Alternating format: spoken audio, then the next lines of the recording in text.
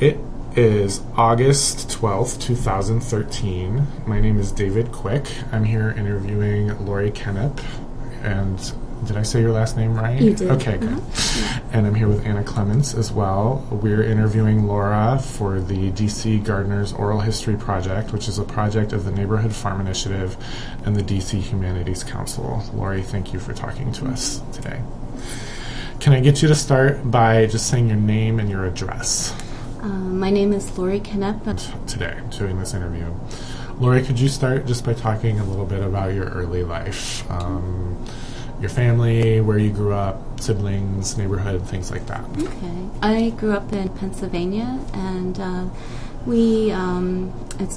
I grew up among the Amish in a sort of semi-rural area, and my earliest memories are going to farm stands and getting produce on a regular basis. I helped my mom can and freeze almost anything imaginable. We'd start with picking our strawberries and strawberry jam in the spring, and then we would go into doing peas, and we'd do lima beans, and then we'd do corn, and I have an older brother, she'd sit us out in the driveway with our bushels of lima beans and corn, and we'd be hauling and shucking and things like that.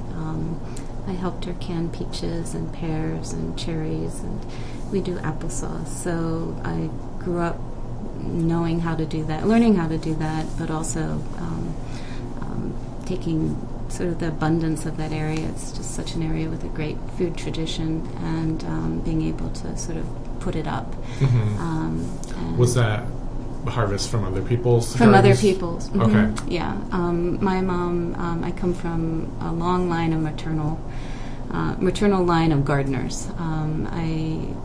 The story is that my great aunt Mamie would ask for money at Christmas because she wanted to buy bulbs and seeds, and she had a beautiful little garden. She had a beautiful pear tree and lots of flowers. I have really early memories of spending time with my grandma when I was 3 or 4, and we'd be out every night. After supper, you went out and you went into the garden because you had to weed, and just really lovely sensations of. She always had cocoa hulls for her mulch, and so that was just so lovely because you put it down and it smelled like chocolate. And we would. I have some of her peonies in my garden, which are like 80 or 90 years old, and gladiolus. We had all sorts of beautiful flowers. But my aunt grew some vegetables and fruits, but my grandma didn't. She just grew flowers, and my mom is a flower gardener. Has a really beautiful, amazing garden up in Pennsylvania. My great uncle, my aunt's brother, had an incredible vegetable garden and just soil that looked like coffee grounds. It was just so rich. And he just had it along the side of the alleyway behind his house, and he grew beautiful strawberries, and he had corn, and he had all sorts of really, he was a gentleman farmer, and it wasn't just women's work. He had really amazing garden, and I understand he made pretty amazing sauerkraut, and my family, half of the family is German, so there's all this wonderful German cooking, and so there was a lot of sort of tradition of sort of canning and putting things up. And so I started my first vegetable garden when I was 5, and I don't quite know why I needed a vegetable garden, but they decided that was okay. And my mom has these beautiful, very organic, very planned gardens, and then down at the bottom of the yard was my little rectangular patch, and I could go down there and do whatever I wanted. And so I've always, I was telling you all outside, I usually grow something unusual. For the last couple of years it's been colored cottons, but I grew peanuts one year, and I'd always have something kind of strange that I would look through the seed catalogs and plant. We have a strong tradition in Pennsylvania of different local fairs, so I would enter my best vegetables in the fair, and I won I think second place one year. I was maybe 9, and it was the adult category because that's the only ones who did vegetables. But I won second place for my butternut squash, and so I tried different things. I've always done tomatoes, but I'd have spinach and different things like that. And then the garden would grow, keep growing, and so my parents now have a vegetable garden. I enjoy growing different things, but it's usually my dad's job to go down there, and mom says, you plant this here and there, and he goes down and does that for her. But he never was involved with that when I was growing up. Do you want me to turn that off? If it's okay, yeah. Thanks. So was that, had your family lived there in New Holland for a long time? Or? We started out in the town of New Holland, and then when I was 4, we moved out maybe 2 miles away. So we moved into a house that my parents built, and that's sort of where I think Mom too. She just has this amazingly landscaped yard. They have a pond that they had built, and it's really incredible. Not only is Lancaster County a place of produce, but it's a place where the Amish and the Mennonite will have these greenhouses that they'll grow all sorts of things, and so you can get plants for really cheap. And so it's easy to go there and to buy wonderful, beautiful plants and to have this gorgeous garden. And it's been fun to see over the years. There's been more organic and more heirloom. And I just, when I first started out, of course you bought from Burpee. That's where you bought. That's just, Burpee. And which was a big seed company. Yeah, big seed company and seed catalog. And I don't know if it was my propensity to have something unusual, but I got more and more interested in heirloom, and then more and more interested in organic. And I think I've been doing organic gardening for, let's see, I'm 49, so probably for about 35 years. I mean, mostly it's been organic. Sometimes starting out it was just because I didn't know any better, and then I knew better, and I couldn't imagine putting chemicals on my plants or doing things any other way. We shred our leaves in the fall and put it on the bed, so they're really nice and rich in terms of nutrients, and I'll do some additives and things like that. Have a bunch of passive and active compost piles, and I like worm castings and things like that, but you won't see any chemicals in this yard. And you can tell because this is the place where bees come, and just incredible array of insect life, and ladybugs and praying mantises and all sorts of things like that. So you have to keep an eye to make sure nothing gets out of sync, but it's a friendly environment for all sorts of creatures. And earlier you were talking about a spray that you made. We made this spray just the other day. We haven't tried it out yet, but you steep garlic and green onion. You cut them up and steep them, and then you spray it on to get rid of the white flies. So that'll be the new thing to try on our pests out there. Cool. So starting a garden at 5, that's not something you hear about a lot, but in Lancaster County, was that something that other kids were doing? Not kids that I played with. I don't know. I think that there was a lot of we went to the farm stands as much as people go to the grocery stores, and I think having that experience of seeing them, and if you've ever had the experience of seeing any Amish gardens or Mennonite gardens, it's serious business, and they're gorgeous. They're organized, beautiful, verdant gardens, and I think just seeing them and really knowing, hey, this is where my food comes from. One of my best friends, her family adopted two little boys, and the one little boy, I think he came from the city somewhere, and we had an apple tree for a little while, and we had some apples, and his mom came by, and his adopted mom, and said, could I bring him by and show him that apples don't come from bags? And that was just sort of, I think it was maybe 14. It just kind of blew my mind that someone would think that, because I've always seen where my foods come from. It's come from these beautiful gardens that people have attended to.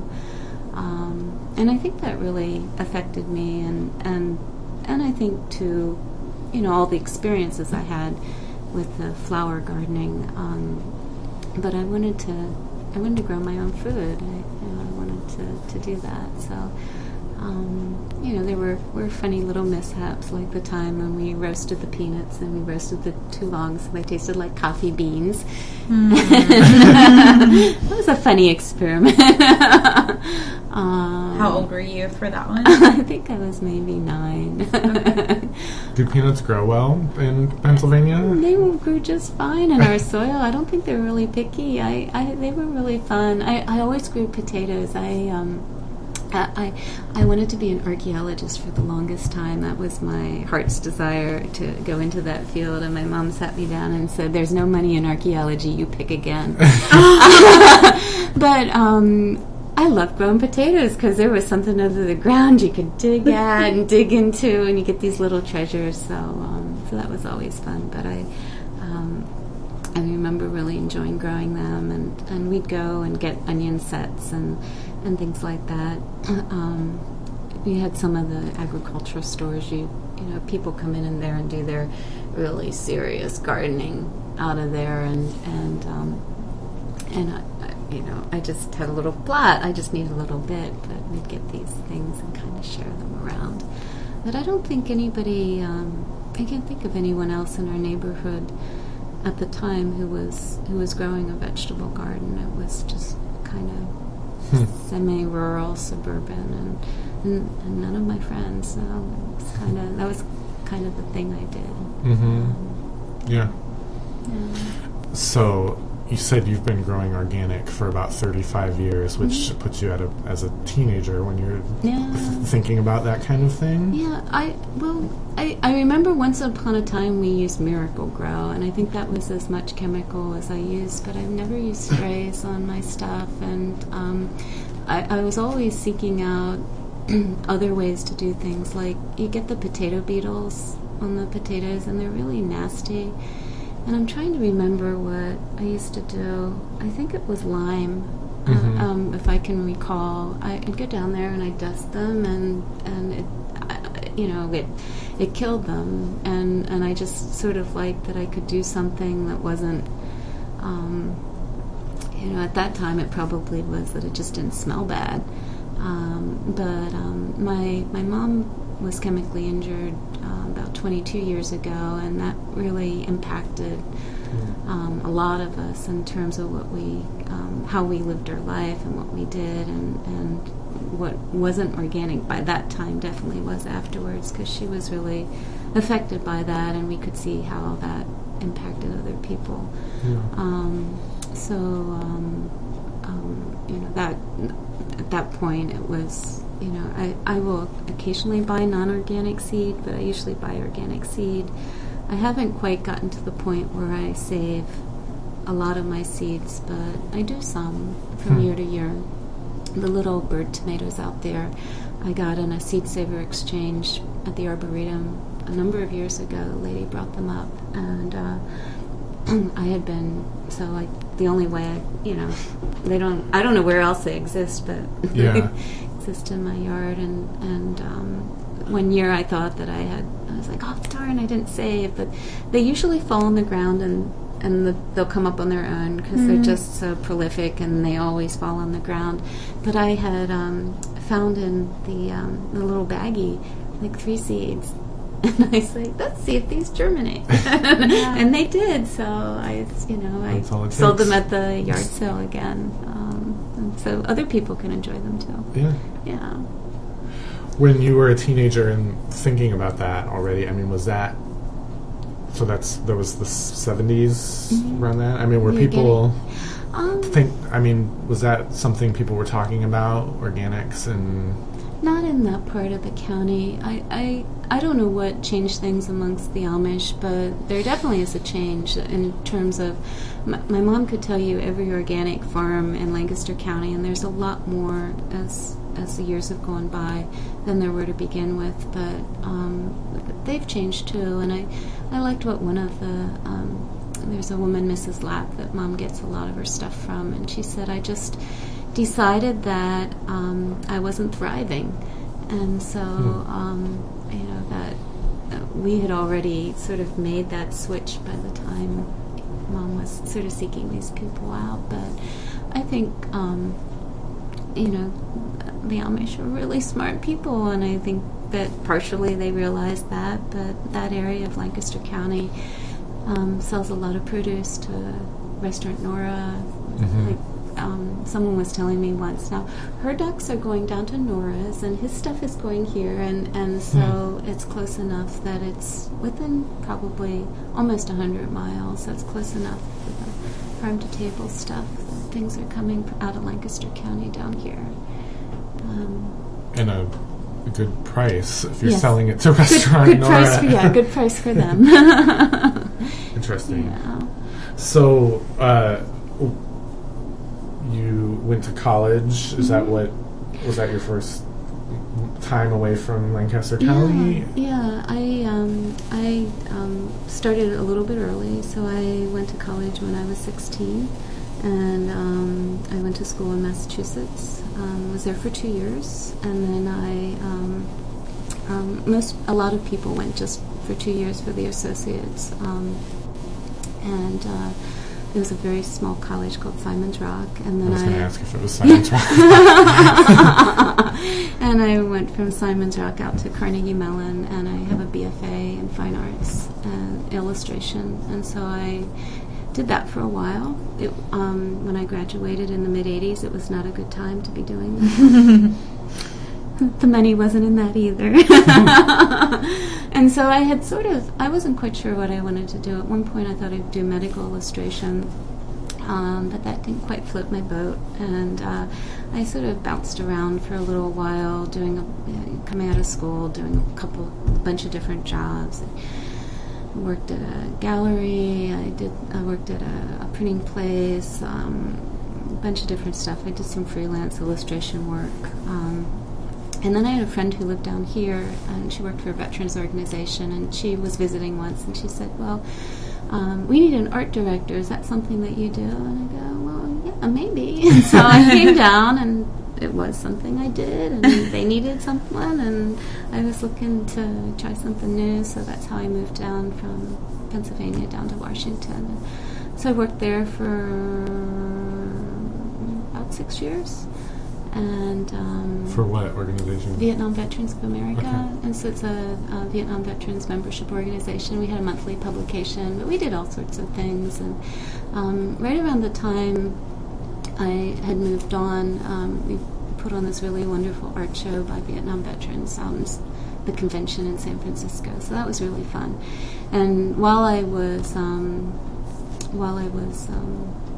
working there, I thought, I don't want to do this all my life. I don't like these deadlines. It's just really, really hard. So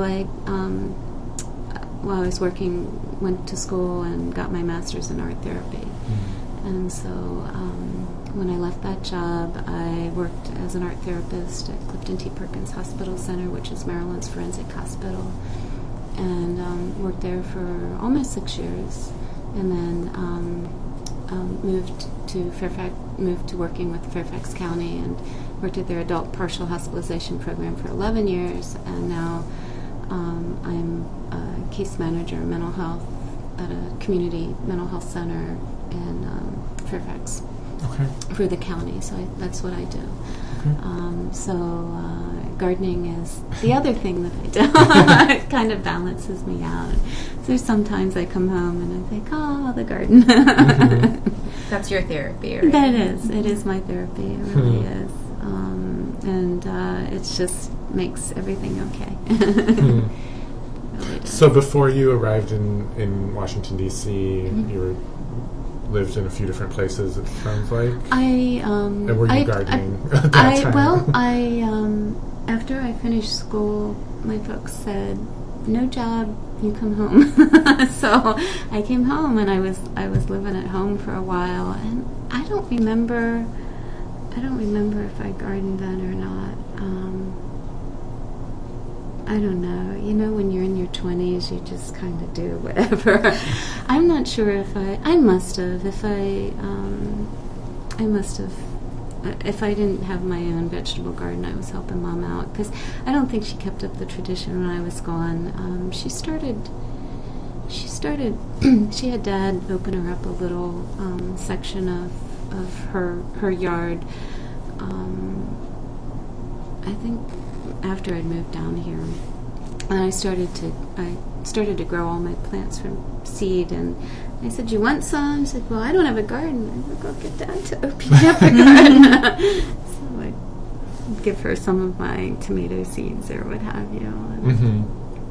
And, so yeah, it's fun. So when you arrived in D.C., Where did you live? I started out in DuPont and lived with my friend for a little while till I kind of got my sea legs, and just trying to figure out what part of the city I wanted to live in. And then I moved from there to 17th and S, and that's when I had the community garden behind the Masonic Temple. Okay. And so what is this, 90s or? Yeah, I moved down here in '88. Okay. Yeah, so I was, and then I was kind of like a year on S and 17th, and then 2 years in Tenley Town, and then maybe 2 or 3 years in Glover Park, and in Glover Park I moved over here. Feels like it was more moves than that, but I guess it wasn't. And it was, I'd lived in apartment-like situations in school, but not 24/7, and so it was like dying inside, living in an apartment and not having a yard to take care of. It's like I didn't know what to do with myself. I think for a lot of people they don't want that responsibility, but I just couldn't wait till I got my little plot of land, and just was so happy when I had that plot over at that newly formed community garden. I don't even remember how I found out about it. The Masonic or the okay. Masonic one. It was new at that time. It was brand new. I really loved walking around the neighborhoods, and I'd look at all the houses and think, well, I could do that I had that garden. I could do something there. So I'd have these little fantasy walks, and maybe they had signs up or something, but I wherever I saw it, I was calling or contacting people right away, and it was nice to have that. What was that neighborhood like at that time? I mean, kind of DuPont North, and what was that community garden like? There, you really didn't cross. 15th Street was iffy.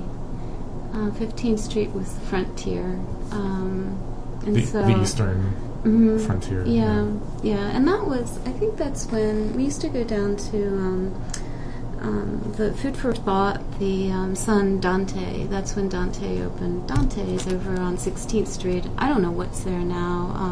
Something Shishi, on 15th Street, because that entire area is just so different.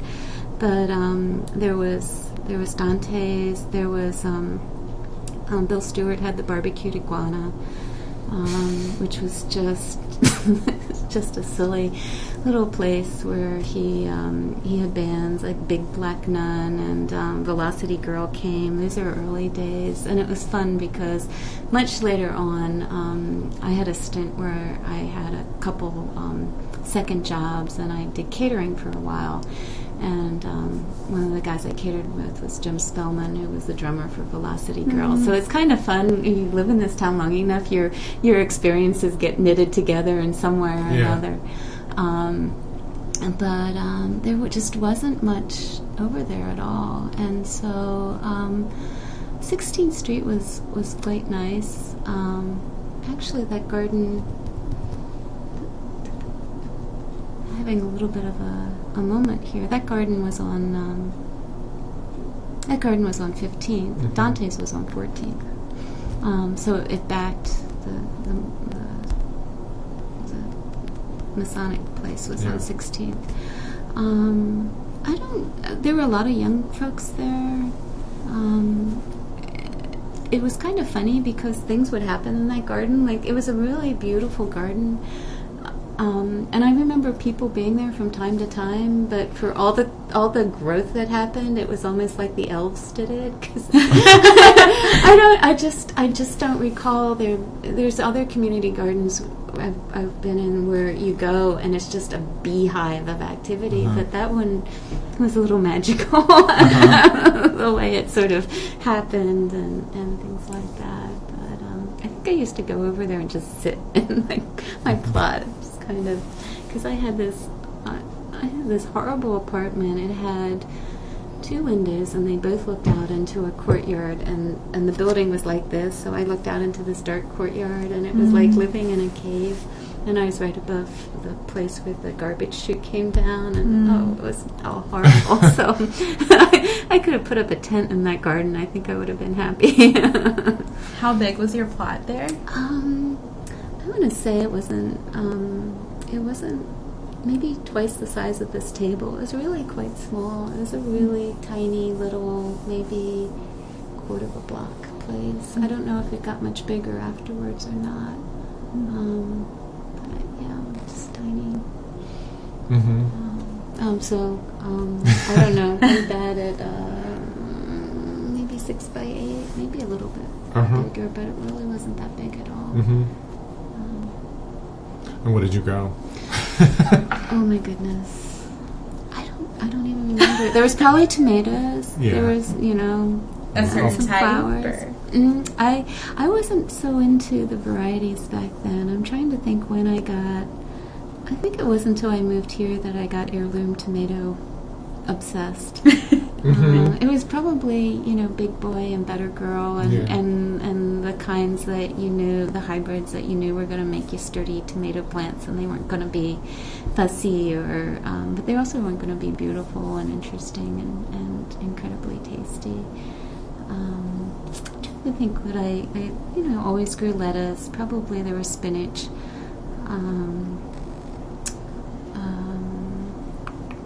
I've always been fascinated with the squashes and the melons, and there's probably zucchini, and maybe some onions. Are there people that you remember from that garden? Certain individuals? That's kind of just the elves. Yeah, just the elves. Whoever was there. It was a pretty place. It was really pretty. Yeah. So you were there for a year or two? I think it might have just been 1 year. Probably wasn't more than that, because I think I only stayed at that place about 1 year, and then I moved up to Tinleytown. And I think there was a community garden right across Fort Reno Park, right across from where we lived. We lived right on the edge of that park. And I think there was a little one up on the hill, but we had a nice yard, so I didn't need anything then. And then I found out about the garden over on the street that I can't remember its name. But it was near 2 Amy's. Yeah. Is that the one you're talking about? Okay. Yeah, and that was amazing. We had a plot right next to this lovely older woman who lived down Wisconsin Avenue, and she had come here as a secretary, and I just so enjoyed talking with her. She was this just really great gardener, and she would give us hints and just sort of talk. I think she could be a little prickly with people, and I think that she liked us because we weeded and we followed the rules, and we chipped our path, and that was really important to her. But she was great, and she just it was just a nice nice relationship. I remember there was this other woman there who was a master gardener, and I think that was the first time I'd ever heard of a master gardener. I knew she was a master gardener when I saw her garden because it was absolutely gorgeous what she did in this really small space. And but then she talked about how she had taken the classes, and she just knew so much. And it really, I come from people gardeners who, I don't know, it's kind of in our blood, and we sort of intuitively know what to do, but we don't have the science down, or we don't have that. We're not a book-learned gardeners, and I just was so impressed that she knew all this scientific stuff, and just sort of what she did with the soil, and her plants were really exotic and interesting, and it was gorgeous, absolutely gorgeous there. And so I think we were there 2 years. Were you? Was there someone else in your life that you were gardening with? Yeah, my soon-to-be husband and ex-husband. So he had never gardened before. So we had. I sort of drug him along on the adventure, and he was a good sport about it. And he did the garden in Glover Park. We had the spot there, and my dad made us a garden bench we could put our tools in.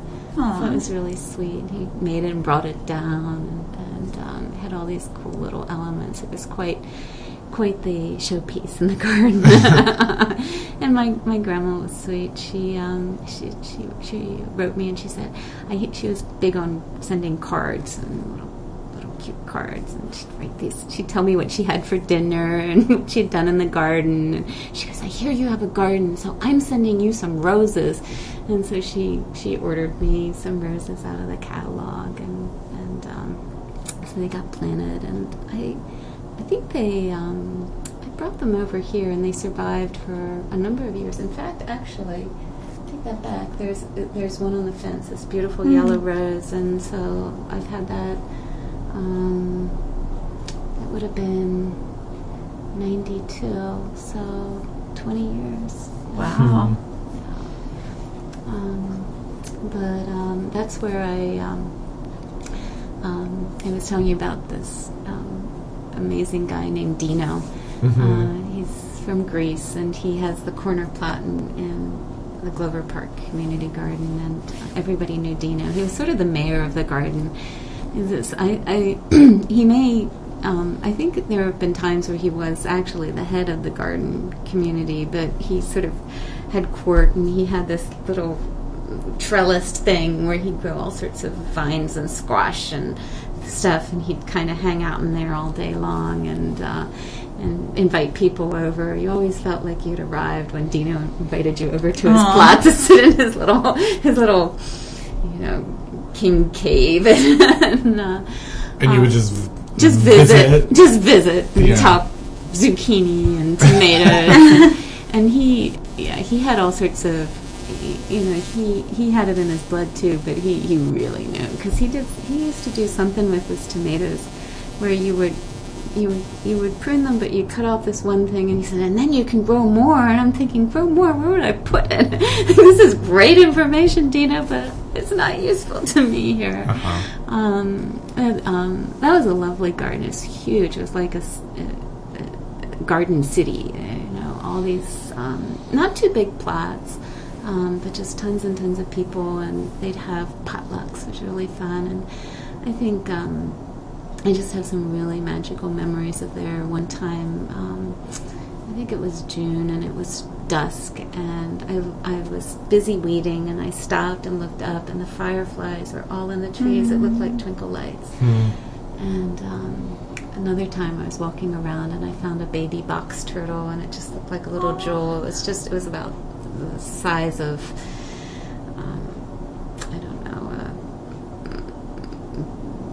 big cherry, and it was just so sweet. And I used to go for walks in the park, and saw little screech owls sitting. It was just a really lovely, lovely place. And that's an old community garden, right? They've been I'm around pretty sure for that's a long time. Victory Garden. Yeah, Okay. yeah. They've been around a really, really long time, and I think there was a waiting list. Like I don't know now. I think it's probably very. There was an article recently, and I think Adrian Higgins has his garden plot in there. I thought I heard him Remind say me who that is. He's the guy who writes for the Post. Okay. The garden guy. Him and Barbara Damarosh, I think, is the other person. But Adrian writes a garden column pretty much every week. And I'm pretty sure he was saying that he's over there. So it was fun being there. It sort of felt like an honor, you know.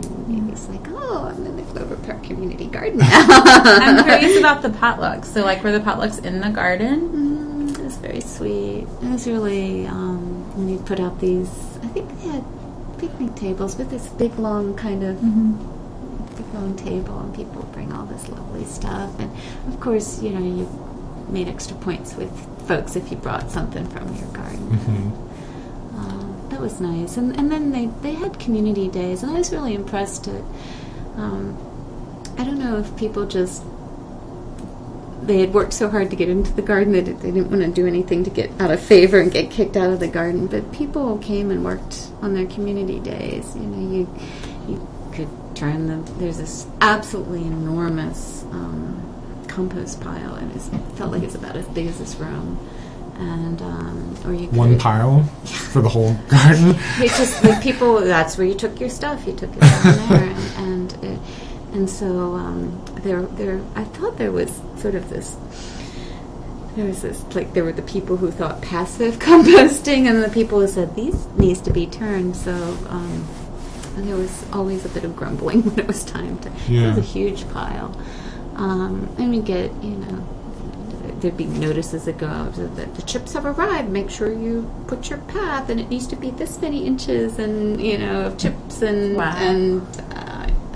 yeah. Mm-hmm. But I remember Dina would come along and say, you know what you need to do? You need to pull the chips away, and the soil underneath there, that's the best soil. So that was kind of, I think.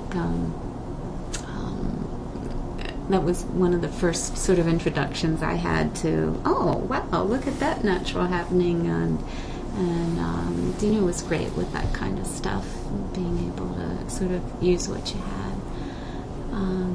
Was there, I mean, you talked about your style of gardening tending towards the more kind of gut. Yeah. But is there, have you picked up a lot of wisdom and practices from those From more other people? scientific gardeners or anybody? Has that been part of your I think journey as a so. gardener? Definitely. Whenever I go and visit someone who has that kind of knowledge, I'm just sort of all ears. And, you know, when I go down to edible landscaping, and been done a couple times. I did Michael has these volunteer work days where you can work, you earn $10 credit per hour towards something from the nursery. So we were down there for, Jim and I were down there for like half a day, and we got $60 worth of plants. And the opportunity to, you know, get wisdom from Michael and some of the, I think George was his name, people who work with him, who just know so much about growing fruit trees and shrubs and things like that. And Michael's a musician, and so we thought we were going to go down there and just help out, mainly weed. And we're there weeding, and he goes, well, hey guys, so-and-so here is going to make a music video of me, so this is what I want you to do when I tell you. And it was this really funny song he had wrote, where you come down to my garden and kiss me behind the ears, and it was just really, it was really sweet. And so when he told us we were supposed to all stand up and sway back and forth and sing the chorus, I've never seen this. I should probably look on YouTube and see if I can find it. But it's just so pleasant down there because it's on the side of the mountain, and he has these Indian runner ducks that look like if a duck pin bowling pin came to life. They're just these long necked ducks, and they have these big bodies, and they go as a group, and when they run they stick their necks straight up and they run around. But that's a slug patrol. they take care of his slug issues, and then he has chickens, and they're there for pest management too. And, he has bears, and he tries to keep them away from things that he creates. But the chickens and the ducks all go and get locked up in their pens at night because there's all sorts of other critters. But it's just fun. You go there and you wander around and eat the things you think you might want to buy and make choices. But I love going down there. I plan to do it again this fall and get some more stuff. Cool. Yeah. Oh, go ahead. Well, so you continued to live in an apartment until you moved here to Brookland. Was that the first time you had a house? Or, okay. Except for there was one when I lived in Tenleytown. I lived in a house. Okay. But yeah, this was the first time moved into a house. So that was in '95. So that was about 7 years after I moved down. Moved over here, and I, basically it was grass all around. What had been here before, there was a rose, the bridal wreath, and that was about it. And it was just a lot of grass. And so I remember my mom coming down, and she came down with bulbs and things from her garden, and we opened up a strip along the back and planted it up with flowers. And then I kind of went to town. It kept getting bigger and more elaborate and more elaborate, and it's. I think it's hard to think about. You think about planning something and something being rooted and kind of stuck in that place, and you kind of have to do that. My persimmon tree that I moved is case in point. That if you move things that can't be moved, you end up with a plant that's probably dead. But also to know that you can move it. I think sometimes people think like, oh, I don't know what to do. I have one chance to make this right, and I move stuff around all the time. Things kind of show me where they're happy and or where they're not happy, and sort of move them. Our neighbor had a hemlock tree that was like a story, and it was another times high their house. It was a really old tree, and it got hit by lightning and basically electrocuted about a year and a half ago. And while I was it's always sad to see a tree that old go, it opened up the east side of my garden, and so everything's so much happier over there. And so, that's nature. Everything's changing, and what's sad is also, it's also can be good too. Why did you choose Brookland at that mid-90s? We had a friend. We were looking for places, and the only ones we could afford were condos, and that just wasn't sitting well. And we had a friend who lived right across the street, Taylor Street, and he said, well, there's a house in the neighborhood that has been sitting for a while. Why don't you come over and look at it? And it was this house, and when we were here, we talked to more people than we talked to the entire, for a while over in Northwest, and people were friendly, and so we met the lady there's an older woman who lived in this house, Marie, and she was a hoot. She was the one who told me that the woman who owned this house wasn't much of a gardener. Marie also had strong opinions about what color houses should be painted, and the house across from this house, the house she lived in, the wife was Dutch, and they have really interesting color sense, and they painted their house these really beautiful colors. But Marie said, I looked out my window and I just thought I'd be sick. I was drinking my coffee and I can't look at that because I think white houses are the best. Well, we were worried what she'd think of our house because we have this teal and red house, but I think I won her over with my gardening, that I was persistent and that I did a good job and I kept up with it, and she never had anything bad to say about me or the house. She was always very complimentary. Yeah. And I think it was when I moved here is when I first started to grow my vegetable stuff from seed. I remember there was one year I had started a whole bunch of basil plants, and were getting ready to go on a trip. And so I packed the flats of basil plants, and they sat up on the back of the car as we drove out to Indiana. And we were out there for a week, and so I'm watering them. And they drove back with us. I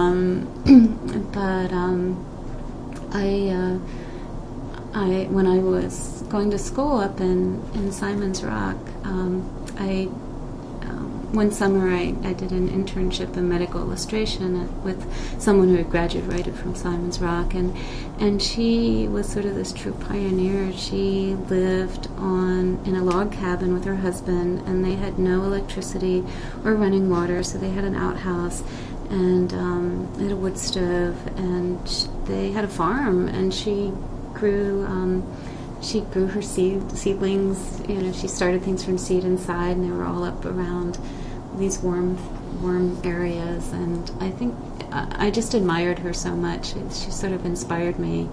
And I always wanted to be self-sufficient, and I think that's a part of what spurred me on to have a vegetable garden and to pursue it sort of in a serious way. And then I think once you get hooked, you get really hooked. I don't think there's any way to really do it half. Yeah. I mean, you just sort of, at least for me, once I got interested in it, I got really interested in it, and I have about 4 or 5 different catalogs I start pouring through, and there's things I always grow. I always grow these wonderful yellow snow peas. They're Indian heirloom snow peas that are just awesome. And I always grow Cherokee purple. And I for the last couple of years, I really like this cabbage called Caraflex. It's not an heirloom. It's from Johnny's, but it's just this. It's adorable. It's this beautiful cylindrical cabbage, and it's sweet and delicate, and so you kind of get your favorites, and so you keep going back. I a couple years ago, I love endive, and I grew that, and so that was kind of my weird thing a couple years ago, because endive it's mighty weird. It's actually pretty easy. You just I haven't planted it yet. I need to get it in the ground. So you put it in the ground, and I can get this light here actually, and you just grow these plants, and they're sort of blade-like, and they're nondescript. And so really what you're doing is you're making healthy roots. And so in the fall, before it gets frost, you pull it out and you harden them off. You put them under straw for a couple days, and kind of get them hardened off. And then you put them in sand. Put the roots in sand. You cut off the tops. You put the roots in sand, and then you put a black bag over top, and put some ventilation, and then you just wait. And out of those roots come the leaves again, but now they're almost like these corms. They're tight, and they're blanched because there's no light. And I go down there and you lift it up, and then here's these little little beautiful pale green bullets coming up out of the sand, and they were really good. Yeah, it's the middle of winter, and so I love bitter lettuces and things. I've got some nice radicchio this year. That was fun. Brookland has a lot of gardeners. So when you came and moved here, what kind of connections did you make to other gardeners? I was part of the garden club for a couple of years. Was it new then? Yeah. I think so. I'm pretty sure it was. This was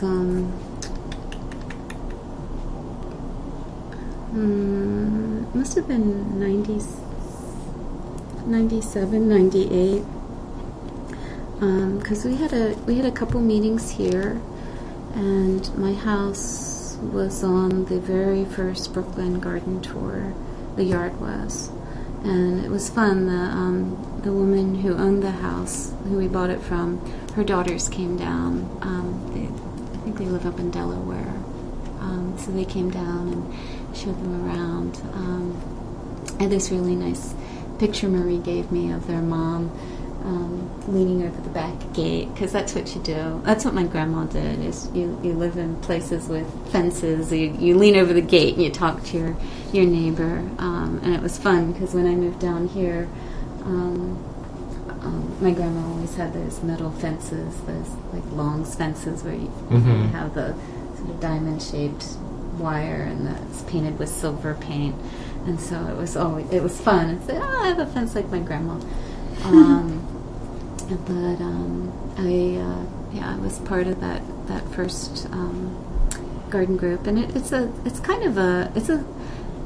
was a real social thing. The people were getting together, even though people came to have nice refreshments and see each other's houses. People were getting together to talk about the different gardening stuff, and I'm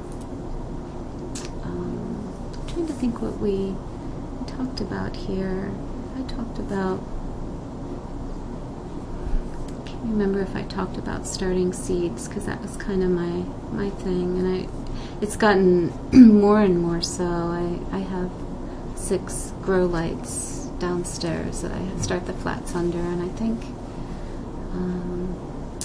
I had probably about 25 flats this year of different kinds of seedlings, so it's probably what I talked about. So there was knowledge sharing. There was at the meetings. There was, and it was always fun to remember going to Alex Matthews' house and seeing his garden, because he has quite a big garden. Just being really impressed with what he had done, and there were a lot of, I think many people here. Most of the people in the garden club were doing flower gardens and things like that. I don't think there were many people who were talking about vegetable gardens. Yeah, and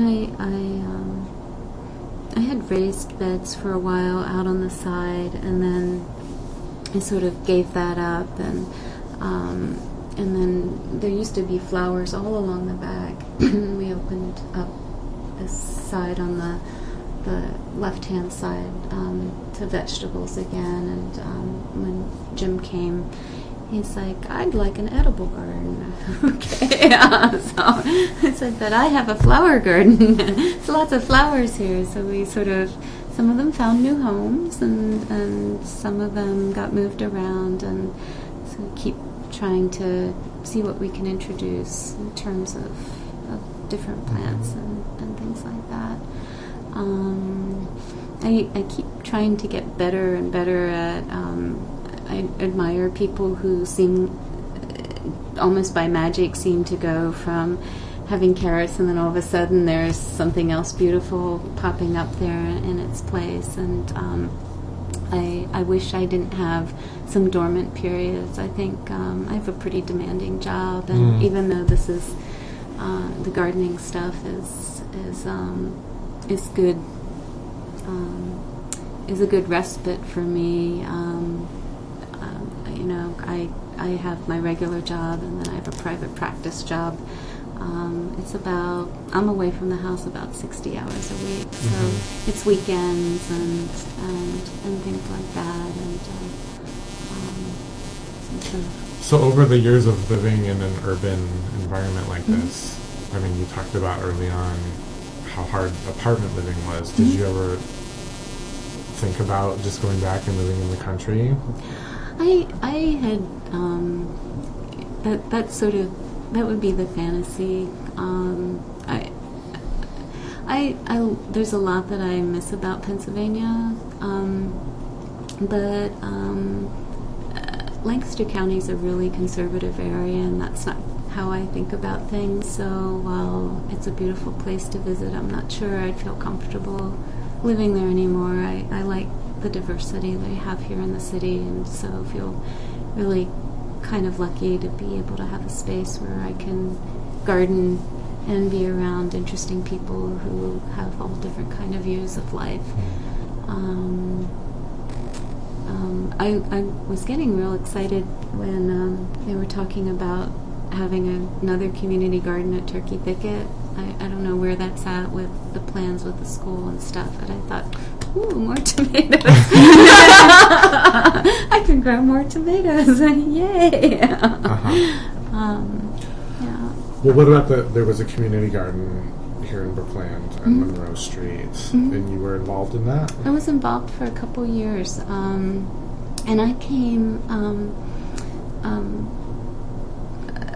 came sort of on the tail end of it as it was winding down. I think there was Richard Sinerch's daughter Martha started it up, and Christina Sheltema was part of it then too, and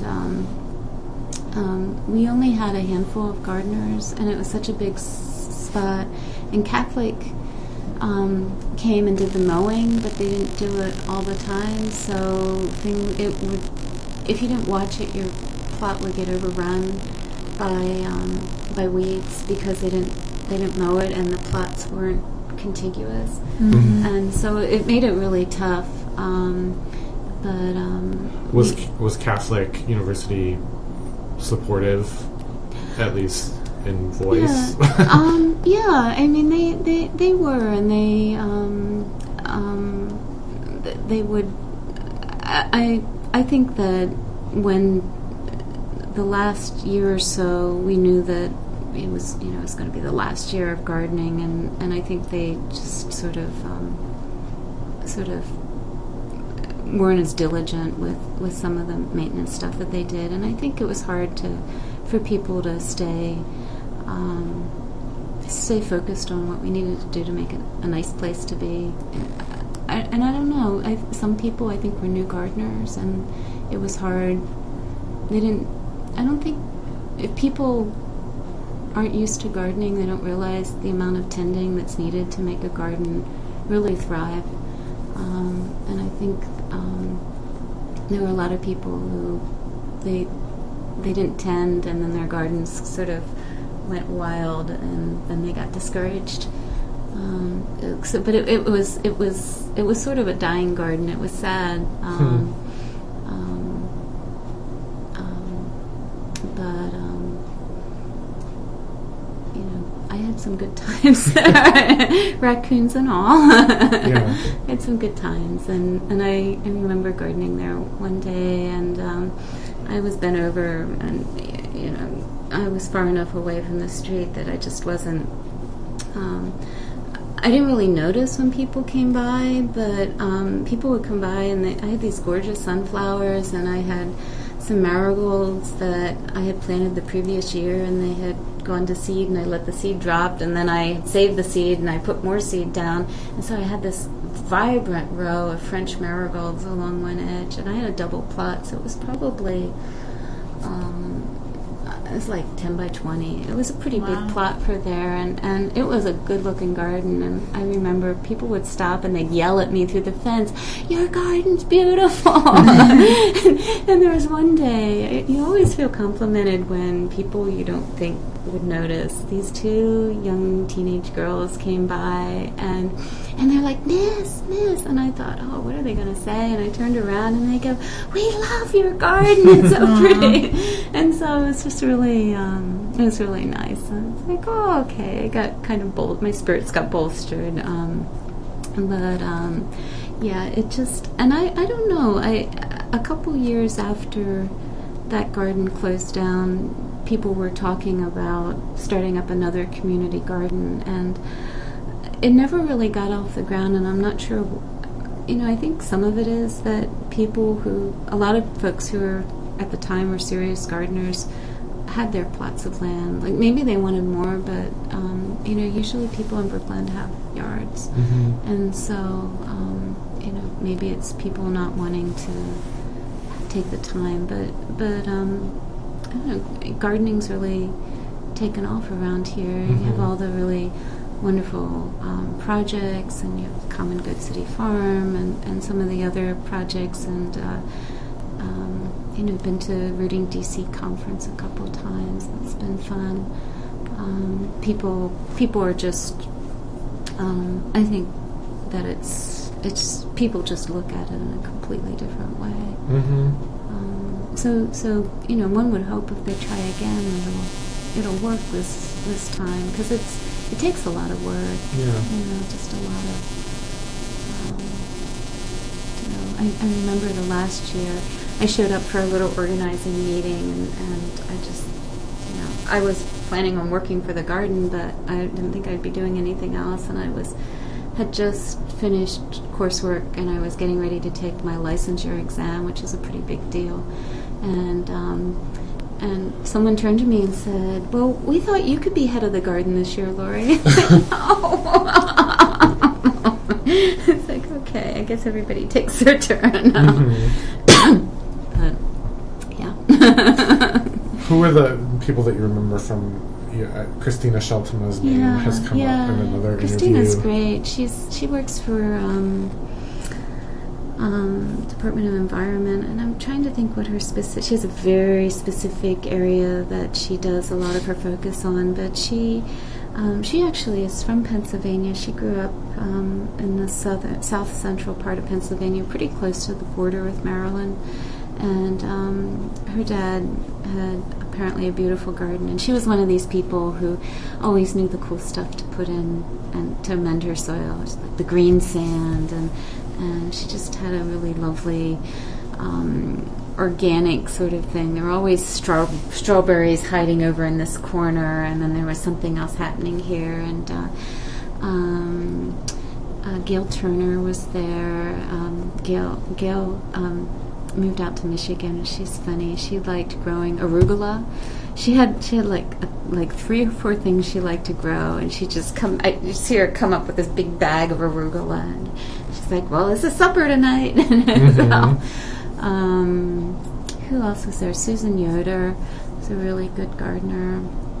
Another Mennonite name. Yeah, another Mennonite name, definitely. But I don't think Mennonite. Who else was there? I had a woman who had the plot right below us, and she was gardening for the first time, so she'd ask a lot of questions, and she was just so proud of anything that grew, and she got a rose, and she was proud of that, and then she just she didn't come back the next year. She's like given up her plot, so that was kind of sad. And I had Mike Turner. I think he used to live in the neighborhood, and he's noisy eater. Mike's not a noisy eater. My cat is. He moved over to Mount Rainier, and he does a lot of bike stuff. And so he had a plot next to me, and he had a dog named Chrissy Caramel. And I came to the garden one day, and there were all these dog prints right where I just planted my stuff, and I was getting ready to be a little unhappy. And then I met Mike, and I couldn't be mad at him because he's such a nice person, and he's such a sweetheart, and his dog was such a sweetheart too. And he had Christina and I over one day for a garden planning meeting, and he made us butternut squash soup from a butternut squash he had grown in his garden from seeds from a butternut squash he had gotten at Glut, and he's just a sweet guy, and good soul. Good soul. Mm-hmm. Yeah. So one thing you've done in the neighborhood is to actually grow a lot of seedlings and make them available for a price, usually. How did that come about? That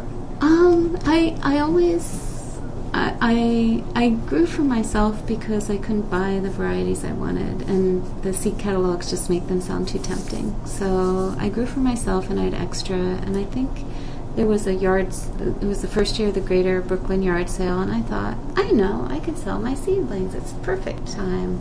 And I think I had done a yard sale before where I had potted up some plants from the yard, and so it was a good success. So I thought, okay, I think the first year, I don't know, I made like $50.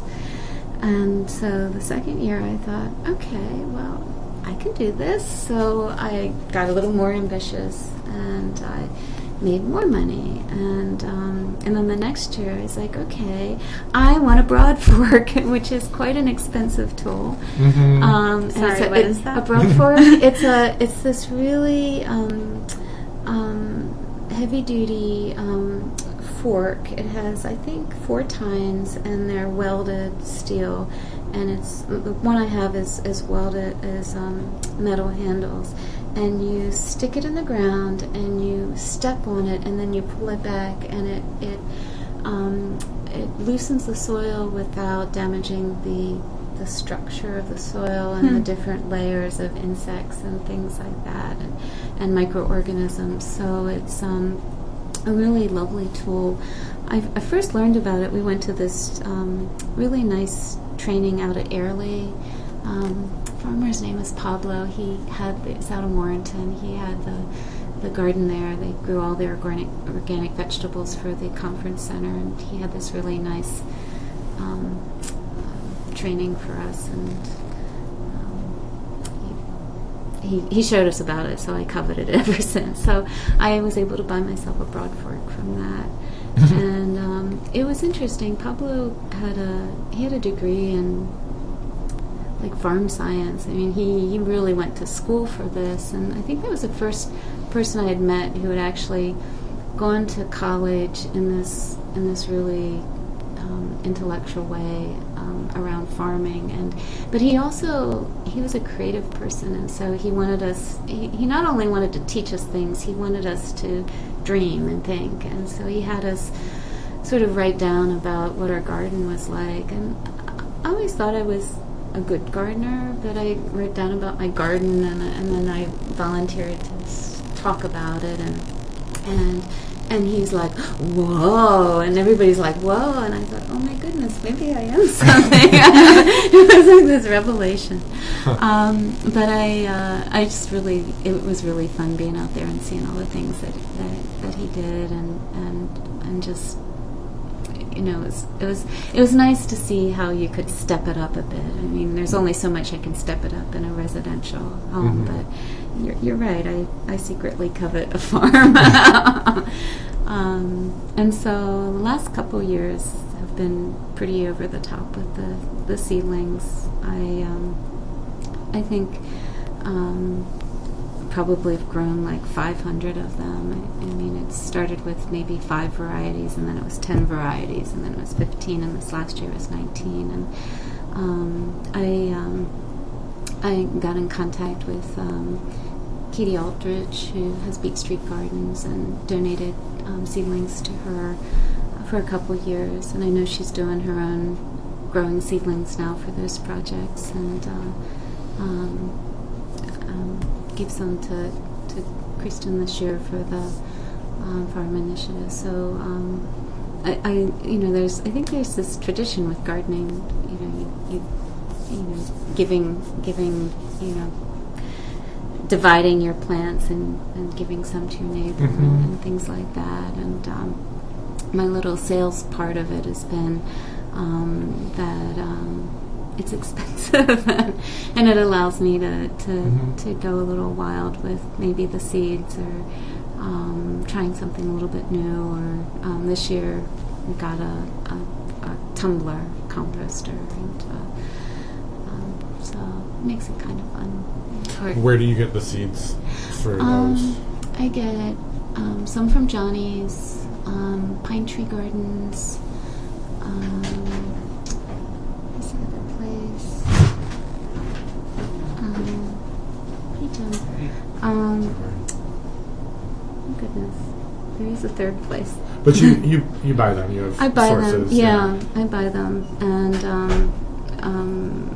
I have some books on seed saving. It just hasn't been in my repertoire yet to completely learn that. But from time to time, I've saved them, and so that's kind of the next step.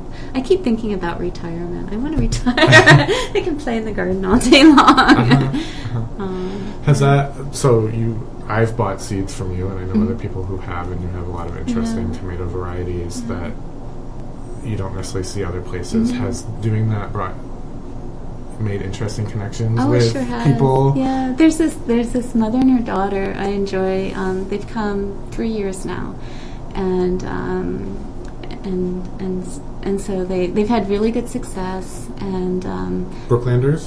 yeah. And the mom, I think, is originally from Maine, and so she and their family is Polish in origin, so she's like, it's a Polish tomato, well, I want this one. And they come and they get all these tomatoes and seedlings, so it's always fun to see them. And it's fun when people come back and say, hey, this worked, this did well.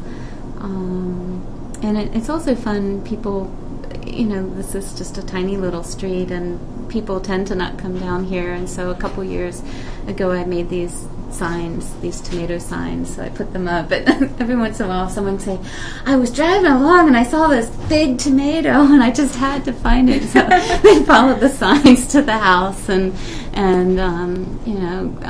sometimes people will look them over and realize, like, ooh, I'm not sure I want to do this, or get into a conversation. One year I grew, I think it was a special type of Japanese parsley, and someone came just for that. And his story was, I lived in Japan for the longest time. I love this stuff. I'm so glad you grow it. You're growing it, and people will come back year after year. Richard Senerchia kept coming back year after year. Are you growing any sweet peppers? No, nope, just hot peppers and eggplants and tomatoes. Well, let me know if you grow any sweet peppers. So this year I grew sweet peppers for him. So, people come and say, you have any cherry tomatoes? And I have enough people who ask. I was like, okay. We added sugar gem this year, which is a cherry. So we're starting to plant for my customer. Interesting. Very nice. But it's fun. There's nothing better in the dead of winter of planting seeds and seeing them come up, and just going down there, and it's just such a great thing to just start to pop up, and then all of a sudden flat's completely covered in little tomato plants, and they get a lot of attention. And I think I had a neighbor once. I had two neighbors who were talking to one another about me, and one of them said, I think she must know every single plant in her yard. And that's kind of, I think that's sort of my way of tending to them. I really do. They're friends. Some of them, they're 80 years old. They've been around longer than I have. And some, you grow something up from a little slip like the pomegranate, to be able to see it grow and know, its stories and how it's matured, and where it's been pruned, and all those different stories. It's just, they are kind of like friends, and so they all get fussed over and looked at, and then the bees come and they get fussed over again. So I think, in a way, if I had to give anyone any gardening advice, it would be to kind of love your plants, and that's really all you need to do. If you love them, you look at them and you see what they need, and they need water, they need to be weeded, they need food,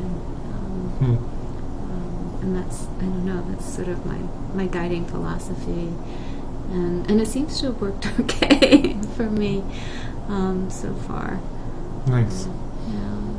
Well, that was going to be my wrap-up question as advice, so that's a nice you kind of offered it. Is there anything else you would share from your time as an urban gardener? To make room for the bugs. That even the annoying ones like the aphids and those nasty ones out there and the white flies, that they feed something else, and so you just have to make sure it doesn't get out of balance. But I know one year I was around right when the praying mantis nest popped open, and there were literally thousands of praying mantises, about like a quarter of an inch long, like fighting each other and sitting there and looking, these little green things, and then they disperse into the yard and doing their good deeds, because I'd see them, over the course of the summer. I'd see them getting bigger, or, here it's over there, over there. This year we had ladybugs over along the fence between our two yards. So, then I see them out eating the aphids and having a good meal. And you alluded to this earlier, but not using chemicals. Yeah, oh, definitely not. Allows for that. Yeah. Community of bugs. Yeah, it does, and it's amazing. I usually, where the tomatoes are on the west side, usually there's some sort of wildflowerish kind of larkspur thing in the spring that is sort of partially takes over that area, and it's a little meadow-like, and it's kind of magical because all the bees come, and I think that without them nothing else is going to happen, and so I really just really value, and I've never. It's just amazing the breadth of bee insect life and bee life. I'm trying to think what else.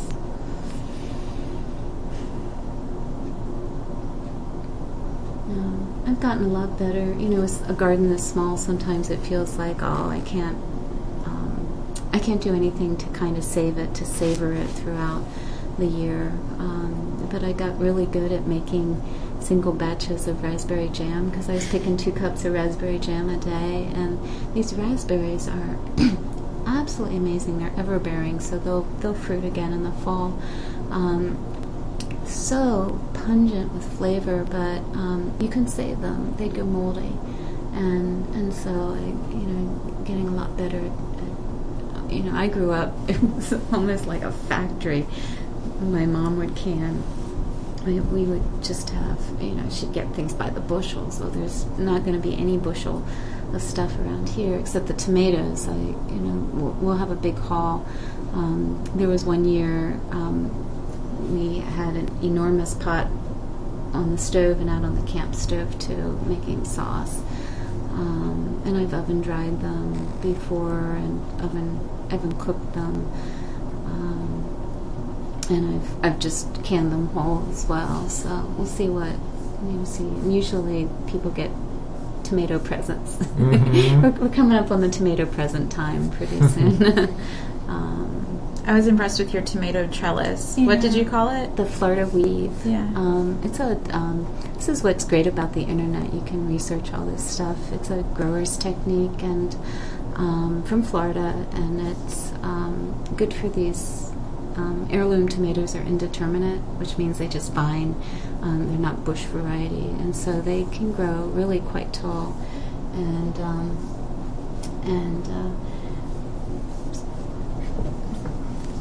come up here, my old kitty.